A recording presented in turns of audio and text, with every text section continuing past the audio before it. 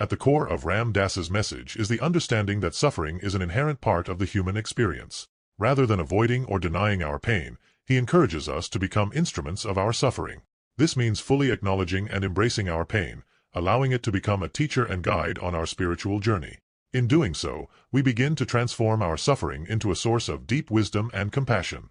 Ram Dass often spoke about the importance of being here now, a state of mindfulness and presence that allows us to fully experience each moment, including moments of suffering. By being present with our pain, we create the space for healing and transformation. This mindful awareness enables us to see our suffering not as a burden, but as an opportunity for growth and deeper understanding. Becoming an instrument of our suffering requires a radical shift in perspective. It asks us to move from a stance of resistance and avoidance to one of acceptance and surrender. This does not mean passively enduring pain, but rather engaging with it consciously and compassionately. Through this process, we cultivate a sense of empathy and connection with others who are also suffering. We begin to see our shared humanity and the universal nature of pain. Ram Dass's teachings resonate deeply with the essence of Christ's compassion. To become the compassionate heart of the Christ is to embody the boundless love and empathy that Jesus demonstrated. It is to open our hearts fully to the suffering of the world and respond with unconditional love and kindness. This path of compassion requires us to transcend our ego-driven desires and fears, allowing our hearts to become vessels of divine love. In the Christian tradition, Christ's suffering on the cross is a powerful symbol of this transformative process. Jesus embraced his suffering with an open heart, offering forgiveness and love even in the face of immense pain.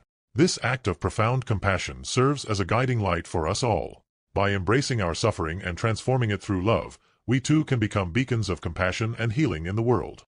Ram Dass's journey teaches us that spiritual growth is not about escaping our human condition, but about fully embracing it. It is about finding the divine within our everyday experiences, including our moments of suffering. By doing so, we become instruments of healing and transformation, both for ourselves and for others. In our own lives, we can practice becoming instruments of our suffering by cultivating mindfulness, compassion, and self-acceptance.